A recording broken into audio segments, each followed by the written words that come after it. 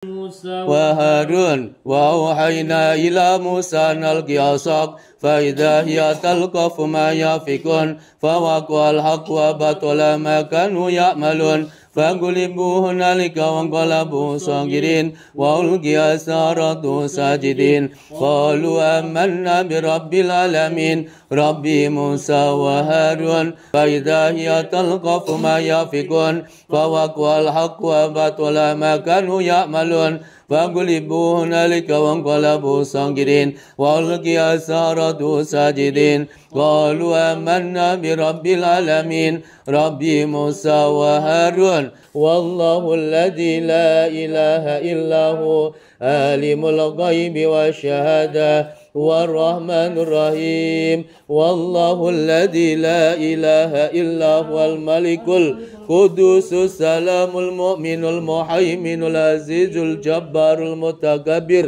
سبحان الله عما يشركون والله الخالق البارئ المصور له الأسماء الحسنى في السماوات والأرض وهو العزيز الحكيم. Tadi kan muntah darah Pak Ji ya? Iya itu terikat di lambungnya. Jadi gesekan ikatan itu terlepas dia. Berarti sampai muntah darah.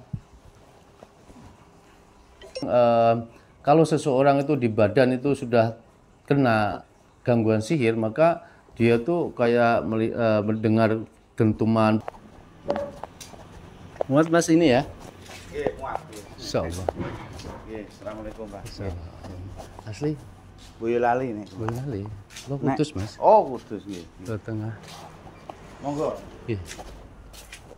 Cobaan sampean Mas. Nggih. Luar biasa. Assalamualaikum Mbak. Telat. Kalau Mas dinas di mana Mas? Kalau teng Akmil Pak. Ya. Monggo Pak. Waalaikumsalam. Kalau ini Sunda Mas ini. Sunda Karawang. Karawang nggih. Sunda Saware. Jawa. Nek sing bae ular maksudnya ular digigit ya Mbak ya? Pokoknya kemanapun ketemu ular, sampai ularnya kan nyata. Jadi Mbak, niki masuk ke rumah ya? Enggak, saya di luar. Itu mesti di pinggir jalan. Maksudnya sering ketemu ular gitu ya. Dan ini anehnya di turunan, saya nggak bisa mundur karena motor hari Jumat, pas mau Jumatan itu ular di tengah-tengah dunia Allah, demi Rasulullah. Ular di tengah, terus dia nggak jalan tapi kayak ya. Saya nggak bisa turun, mundur nggak bisa. Masya Allah ya. Dan waktu itu ada 5 menit itu nggak ada motor sama sekali. Terus saya tatap, dia tatap, aku nggak ganggu kamu, nggak punya urusan sama kamu. Saya semumpuk mulung terus gitu tak tatap terus dia kesini kok nggak ada sesana tapi balik. Jadi emang temui saya. Memang sengaja Mbak ya. Terus ini di pinggir jalan, tapi beda waktu gitu, tapi sering. Dan kalau udah tidur itu nggak pakai jeda. Mimpinya itu terus kemanapun ular besar saya udah pokoknya sering diteror ular terus mimpi Mbak nggih. Malam saya kalau mimpi saya berani saya udah pengen kok udah tadi tapi sampai mimpi takut luar biasa enggak pas waktu mimpi itu ular terus Mbak. Ular terus. Dimanapun ular. Masyaallah. Sini ular kadang ada di ruangan yang sangat suara kayak nggih niki sihir sing menimpa keluarga jenengan Mas sihir aktif namanya. Jadi nanti ada solusinya nggih terkait pembatalan buhulnya nggih. Jadi mudah-mudahan ini ikhtiar yang terakhir kalinya. Soalnya udah ini kejadian Mbaknya itu sama ini. Ini kan dulu Pak Haji pasien saya. Dulu tuh dia nggak bisa kayak memenuhi kewajiban suami istri. Sama. Kewajiban Mbaknya kan sekilas. Tapi sampai berjalan berapa bulan Pak Haji dulu? Pas waktu itu nggak bisa melakukan itu loh. Proses dulu lama sih. Ada setahunan. Insya Allah. Jadi masnya putranya setunggal mawar. Jadi mimpi-mimpi sebelum nempatin rumah ini? Iya, Mbaknya ini sebelum. Jadi Mbaknya ini ceritanya itu dari awal menikah itu sudah diuji sih. Tapi Mbak gini, ini suami istri satu paket percaya kan bahwasannya ini ada gangguan non medis gitu loh. Kayak Masnya percaya nggak? Kalau suami saya. Ya kalau saya tuh Jadi kalau umpamanya dijelaskan terus sama-sama percaya kan berjuang itu bareng-bareng gitu loh. Saya cuman ini Pak, saya udah ke orang Pinter. yang pengobatan enggak Percayanya suami itu kalau sampai kemana-mana berarti sampai Jawa Nah. Timur Iya, jadi selama ini yang saya Di Rukia. dia di rupiah di apa itu semua. Reaksinya gimana? tapi yo enggak Nggak ada Tapi reaksi. menurut ada saya pengaruh sebenarnya gitu. itu ada progres anak juga udah. Tapi kalau mamanya kami ke mertua atau kayak juk gitu. Kalau saya ngerasa setelah anak tuh ya ada progresnya. Tapi seperti nanti nggak sampai 40 hari itu ngajlok lagi itu ya. apa berganti-ganti masalahnya. Ganti terus gitu Mbak ya.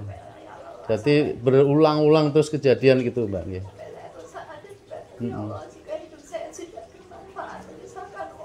Salah, pokok dosa lah. Ya.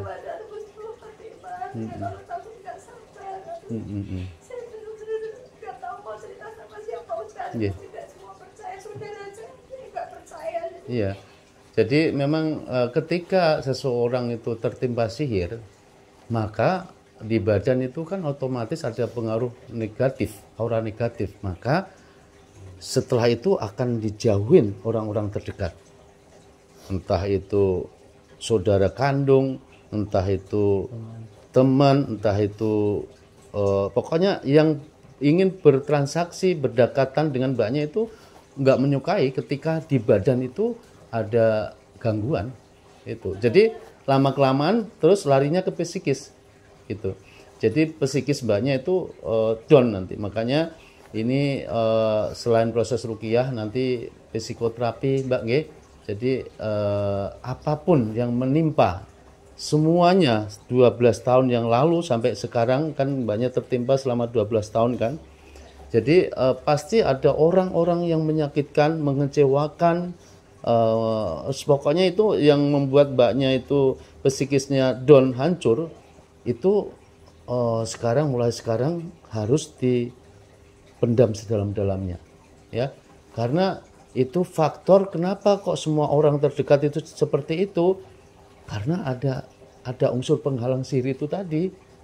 Jadi nggak semata-mata orang itu kalau umpamanya tidak menyukai itu semata-mata alamiah, bukan, tapi ada unsur yang sengaja supaya dibenci gitu, ada pengaruh magic gitu loh Mbak. Jadi bukan karena benci tapi udah bosan atau lelah mendengarkan karena juga bantu juga kok nggak dari dulu nggak kelar itulah. Jadi pihak keluarga sampai putus asa kok nggak ada berakhirnya ujian ini kan gitu kan. Saya juga sampai malu mau ngomong ini Pak sendiri. Iya. Apalagi teman gitu. Jadi titik poinnya Mbak ya, sebetulnya ketika mbaknya itu dalam proses kesembuhan gangguan jin, sihir maupun ain, dalam proses itu ketika mbaknya itu di dalam hatinya masih tersimpan kekecewaan, kesedihan, trauma atau yang membuat penyakit batin, maka akan pertahanan mbaknya akan mudah diserang. Ketika mbaknya sudah ibadah sudah baik, zikir pagi petangnya sudah baik, tadarusan ngaji sudah baik, ketika di hati ini masih ada penyakit batin, maka itu lemah gitu. Maka sekarang gini, kejadian-kejadian yang di luar kekuasaan kita itu kontuk dari Allah, udah semuanya diikhlaskan semuanya ya, kecuali kalau kejadian-kejadian yang ada di area yang kita kuasai itu kan pilihan kita, mau kita berbuat pahala, mau berbuat dosa, itu pilihan kita sendiri yang akan dihisap. Sedangkan kejadian yang menimpa mbaknya ini di luar kekuasaan mbaknya itu tidak akan dihisap Allah, dan ketika mbaknya itu sabar maka luar biasa pahalanya gitu. Makanya gini Mas, dalam proses kesembuhan gangguan sihir setidaknya suami istri harus memahami, Masnya harus paham ini sihir. Kita harus Makanya Jadi yang di dalamnya itu nggak mau diobati. jadi Karena di fasdu itu darahnya kayak orang persis hitam-hitam. ya Terus kalau orangnya yang memang fasdu nggak sakit, langsung sakit. kalau masnya sering fasdu ya. Baru 1 2 kali. Kalau fasdu ya bagus untuk asam urat, darah tinggi gitu kan. Tapi yang fasdu tuh langsung sakit dia bilang. Langsung dia Kalau diserang kayak gitu. Ada ini. Kalau yang Ada kodamnya. itu ada. Maksudnya enggak, maksudnya ketika seseorang yang mengobati masnya, baik itu di fasdu, di bekam, di ruqyah, pasti serang balik. Kita juga serang balik gitu. Makanya jadi pengobatan itu risikonya besar gitu. Bahkan kemarin beberapa bulan yang lalu itu saya ngobatin rumah. Rumah itu ketika ada yang ngobatin langsung meninggal, dia diserang balik. Nah itu sudah resiko, ya kan. Jadi masa ini yang pertama yang ingin saya pahamkan bahwasanya sihir itu ada ciri-cirinya, ya. Salah satunya kayak mimpi ular, digigit ular, atau mimpi-mimpi ketemu orang ngejak bertarung, atau jatuh dari ketinggian, atau terbawa arus, atau tenggelam di air yang keruh, itu sihir, Mas. Tuh, ya. Jadi masnya itu kenapa ingin saya pastikan, ingin saya beri informasi ke masnya ketika masa ini nanti, oh istri saya tertimpa sihir. Umur berapa, Mas? 13. Masya Allah. Ya Allah. SMP. Jadi ketika masnya itu menyadari, itu kan nanti berjuang bareng-bareng gitu loh. Jadi mbaknya itu dikasih motivasi karena masnya kan yang terdekat. Soalnya itu sudah kena psikis ya, Mas, istri. Psikisnya down udah. Gitu.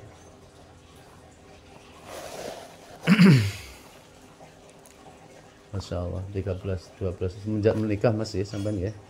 Kalau sampai umur berapa, Mas? Ya ini 46. Berarti saat kita Pak Haji ya. 77 kelahiran. 9. Oh 79. 479. Iya, 46. 4 kali ya. 46. 46. Di Pak Haji pengalaman sampean pas disampaikan ke Masnya Harus jadi kan. kompak, Mas. Iya, untuk meraih kesembuhan itu. Ada permasalahan seperti ini. Jadi harus saling isi. Harus saling isi, harus saling bareng-bareng menangkal, nanti kita kasih amalan-amalannya, dan itu harus diselesaikan bersama. Jangan mengandalkan istri, harus benar-benar kita saling mengisi lah. Nanti insya Allah harmonis lagi. Kalau fisik apa Mbak yang sampai sing dirasakan? Sakit fisik. Maksudnya ini kan kalau batin pasti udah, kalau fisiknya Asam lambung yang perlu kayak pembesar, napas nggak bisa. Anxiety berarti. Sakitnya pindah-pindah selalu sebelah kiri dari kepala sini jantung, kalau tidur kiri nggak bisa, terus sakit panas yang sampai tak berobat sampai badan negara. Saya tidur tuh bisa nggak pakai baju, harus masih pegang sampai gitu Mbak ya. sampai udah baik. Masya Allah. Tapi kok nggak kapok-kapok, saya nggak pernah. Saya doakan yang terbaik, maksudnya saya ikhlas, saya doakan masuk surga, karena orang masuk surga semua baik semua tobat gitu ya, masukkan ke surga. Ya insya Allah biar di apa ya namanya nanti dikasih Mbak ya, karena supaya yang melakukan itu jerah gitu ya, supaya nggak melakukan lagi gitu. Anak saya kalau saya sama suami dewasa udah ini, biar saya sampai kesakitan kami nggak tahu rasa sakitnya. Maksudnya masnya itu yang dirasakan sakitnya itu seperti apa Mbak? Kalau kumat? Kayak bolong, muntah, kalau Masya Allah. orang takut, ada bolong kayak gimana Pak? Terasa gitu, sakit gitu. Goreng terus duduk tapi sampai bolong, terus tremor, sampai saya udah bawa kemana. Awalnya itu sakit 10 hari di rumah sakit, panas 40 derajat nggak turun-turun. Demam terus Mbak ya? Demam terus, nggak sampai udah dikasih antibiotik kuali tinggi. Habis itu malah pipisnya besar. Berbusa. Karena efek Masya obat Allah. itu mungkin kan jadi Nggih, saya nggih, pikir nggih. saya kok ini ya berpikir nggak kena santet, tapi kalau memang saya kena ngapain ngabisin uang ke medis saya ya saya harus berpikir realistis ya. Jadi Ya, gini. saya cek apa kan juga normal. Nggih. Sampai cek tiroid, cek vitamin, udah Nggih. sampai vitamin. Jadi itu kayak itu maksudnya akar masalahnya itu harus dituntaskan, Mbak. Nggih. Akar masalahnya ini kan gangguan non medis gitu. Saya ini sakit. Jadi ketika nanti hanya pengobatan medis saja habis uang habis. Nanti gitu lagi, suatu saat nanti seperti itu. Karena memang sihir ini supaya dibuat itu melarat gitu loh. Saya hancur udah mau keluar kerja. Kalau Mbaknya pas waktu ketika di ruqyah itu apa yang dirasakan, Mbak? Maksudnya nggak ada reaksi sama sekali. Nah itu pertanda bahwasanya gangguan itu diikat di luar badan. Saya sering banget mimpi terbang. Mimpi terbang. Kayak terus jatuh serut gitu, Mbak ya. Saya benar-benar terbang. Iya. Ternyata kayak saya bisa mengarahkan arah saya. Tangan saya kemana-mana, tapi nanti langsung ke Terus tempat. jatuh. Iya. Ya itu Gitu.